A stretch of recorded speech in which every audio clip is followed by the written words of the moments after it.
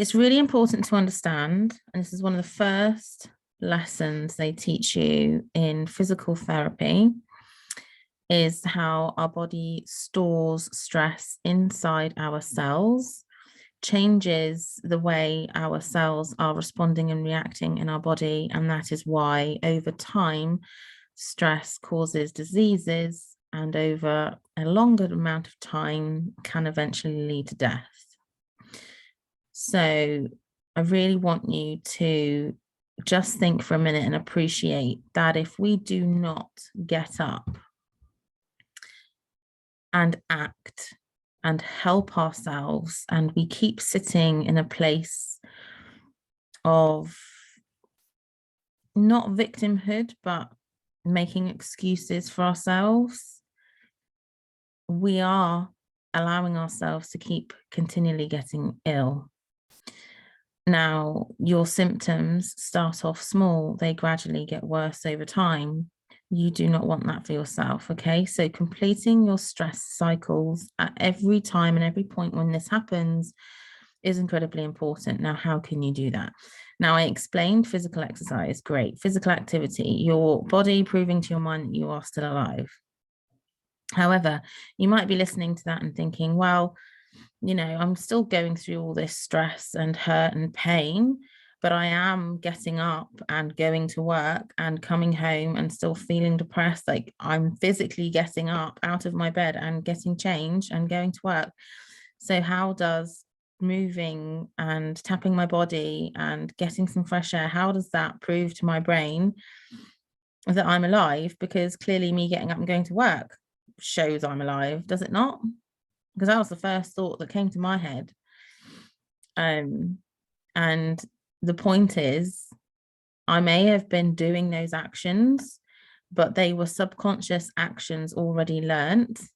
And we do live in a state of limbo and autopilot. Autopilot really is very powerful for our brains, because otherwise we would die very quickly. We need to have habits on autopilot, because our body would exhaust itself constantly having to think about how I need to pick up that pen.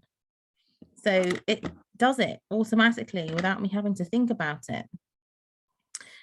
Those activities and getting on with your life and carrying on with your life in surviving mode, as it were, does not mean you are consciously aware of your hurt, your pain, your stress cycle, and what you need to prove to your mind and your body. So again, this always comes back down to awareness.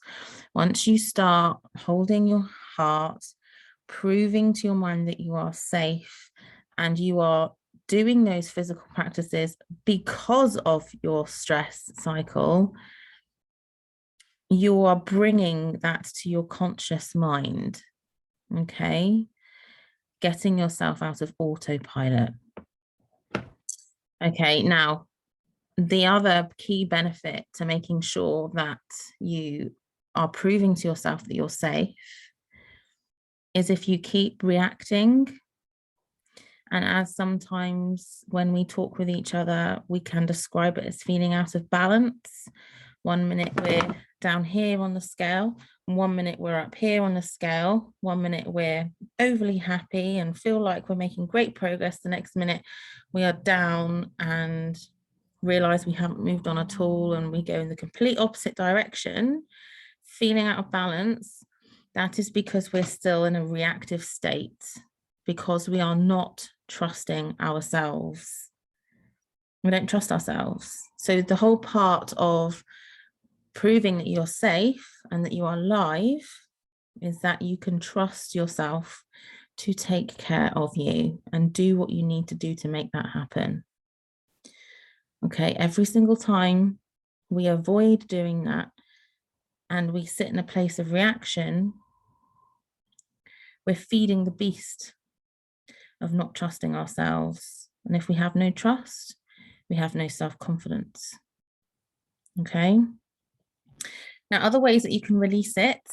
Now, the 42 somatic healing exercises that I've released in the somatic tools section in here has amazing list of ideas and things that you can try for yourself.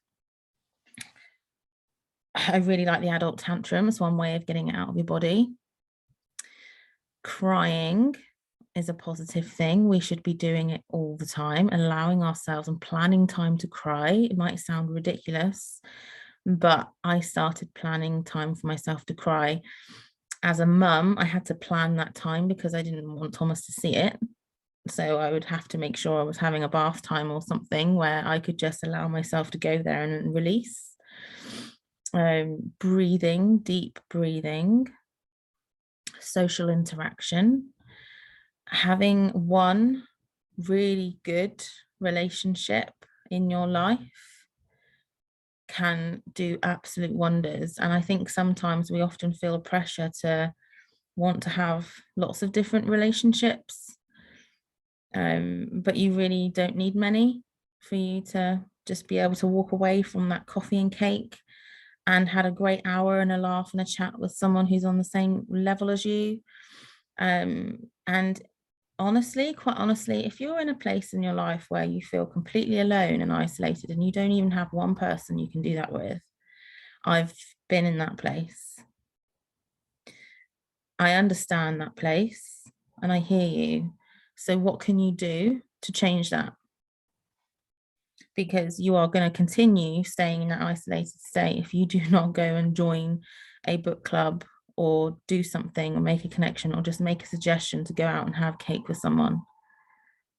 You know, so what can you do to change that for yourself? If you love reading and you love learning, because I know many of you in here do, you are here to learn. You may love a book club. A book club may be a local book club, for example, could be something that you could do for yourself. We could even start one, meet up at a cafe.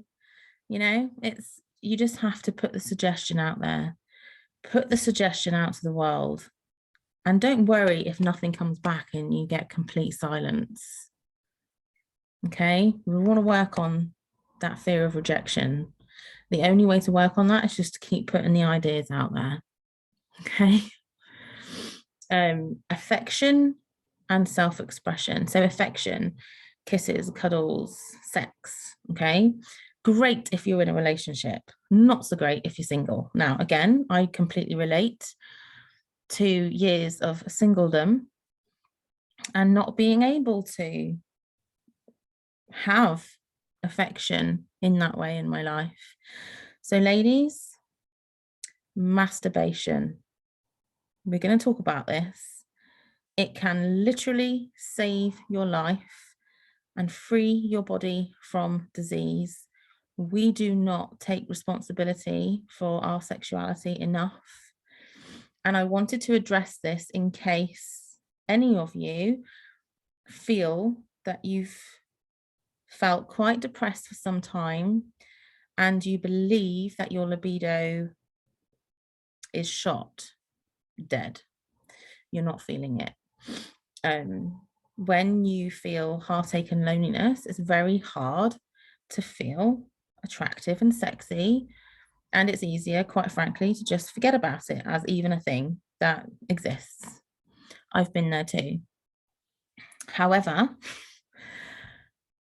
self-love and masturbation go hand in hand. It wakes up all of those happy chemicals and oxytocin. It will flood your system every time you have an orgasm. And your body, again, every single time you do that, proves to your brain that you are not dead and that you are alive and kicking.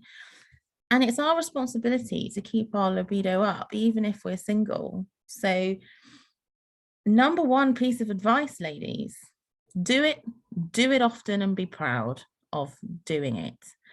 Enjoy yourself, show yourself love in that way if you want to. I also watched an amazing TED talk once. Now I wish I remembered who it was.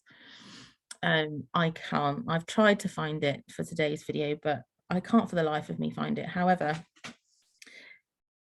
this woman masturbated multiple times a day and believes that she healed herself from cancer. She was told that she had ovarian cancer, that it was quite serious and it was at already quite a level, a stage 2 or 3. I can't remember now exactly. And rather than choosing drugs, she flooded her own system with orgasms. And it was one of the most interesting TED Talks that I've ever watched. Okay, so let's do it. Drawing, music, dancing, anything that helps you express yourself, writing, poetry. How are you expressing yourself? How do you like to do it? Do you even know? Okay. All of those things that you do for yourself will help prove that you are alive, but you've got to put in the effort and do those things. It's too easy and comfortable to just stay in that pattern of behavior that is causing you to stay stuck and to feel that you have no self-belief, because whilst you might want to do this activity, you end up choosing the telly or choosing something that doesn't help you connect with yourself, to move or to feel better. And in the end, you're going to wake up the next day and you're going to feel even more rubbish and down because you didn't do the thing you wanted to do. That cycle we need to get ourselves out of. And again, that's a reactive place. We don't think it is because we're being passive in our behaviors, but it's still reacting rather than doing and responding. Okay, so we've got to help ourselves get into a responding place. So I hope those tips and those ideas for how you can help prove to your mind, your brain, that you are still alive helps. And I will see you again soon. Take care, ladies.